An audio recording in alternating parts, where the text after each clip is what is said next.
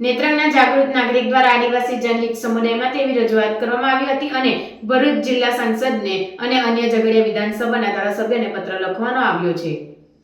નેત્રંગ તાલુકા જાગૃત વકીલ અને નેત્રંગ નગરના અગ્રણી સ્નેહલ કુમાર એન પટેલ દ્વારા ભરૂચ જિલ્લા સાંસદ મનસુખભાઈ વસાવા અને ઝઘડિયા વિધાનસભાના ધારાસભ્ય રીતેશભાઈ વસાવાને પત્ર લખીને જણાવ્યું કે આદિવાસી જનહિત સમુદાય માટે એવી રજૂઆત કરવામાં આવી કે કાયદાની આટીઘૂટીમાં તેમજ અર્થઘટન યોગ્ય સચોટ ન હોવાના કારણે ક્યાંક ન્યાય તથા અન્યાય સહન કરવાનો વારો આ આદિવાસી સમુદાયના લોકોને ન કરવો પડે તે હેતુથી કોર્ટ ફ્રી એક્ટના 2014ના સુધારાની અંદરના અર્થઘટન અંગે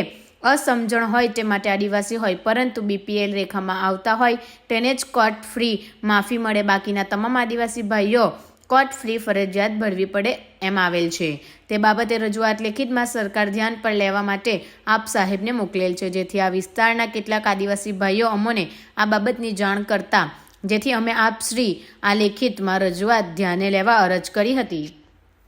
મારું નામ સ્નેહલ કુમાર નરેન્દ્રભાઈ પટેલ, એડવોકેટ નોટરી. મારું જિલ્લામાં ભારતીય જનતા પાર્ટી લીગલ સેલનો મેમ્બર છું અને મેં નેત્રંગ વિસ્તારની અંદર જે વકીલો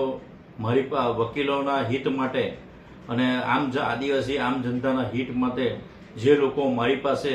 આવીને રજૂઆત કરતા હતા કે બીપીએલ રેખાની નીચે આવતા હોય એને કોર્ટ ફી 2014ના સુધારા મુજબ એમને માફી આપવામાં આવે છે, જ્યારે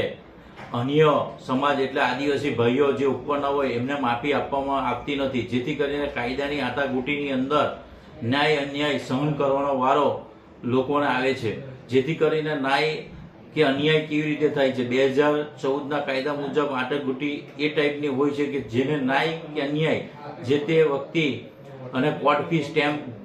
અમુક લોકોને આદિવાસી ભાઈઓને ભરવો પડે છે, જ્યારે અમુક લોકો બીપીએલ રેખાની નીચે આવતા હોય એમને ભરવો પડતો નથી. તો મારે કહેવું એવું છે કે આદિવાસી સમાજ માટે કાયદો અને વ્યવસ્થા બધા માટે સમાન હોય તો આ એમને લાભ બી મળવો જોઈએ. જેથી કરીને આ બાબતે મેં માનીય ધારાસભ્યશ્રીને ટેલિફોનિક વાતચીત કરેલી છે, વોટ્સઅપ પર મારા લેટર પેડ પર બી મેં લેટર લખેલું છે. ત્યારબાદ સંસદશ્રી ભરૂચ જિલ્લાના સંસદશ્રી મનસુખભાઈ વસાવાને બી મેં આ બાબતે ધ્યાન દોર્યું છે અને લેખિતમાં બી વાત કરી છે અને ટેલિફોનિક બી વાત કરી છે, જેથી કરીને આ બાબતે સરકારમાં યોગ્ય રજૂઆત કરે અને આ કાયદા વિશે ને આ જે લોકો આદિવાસી જનતાને કોર્ટ ફી સ્ટેમ્પમાં માફી મળે એ બાબતનું ધ્યાન દોરે સરકારશ્રીને, એવી મારી માંગણી છે. ભારત માતા કી જય, વંદે માતરમ, જય જય ગરવી ગુજરાત.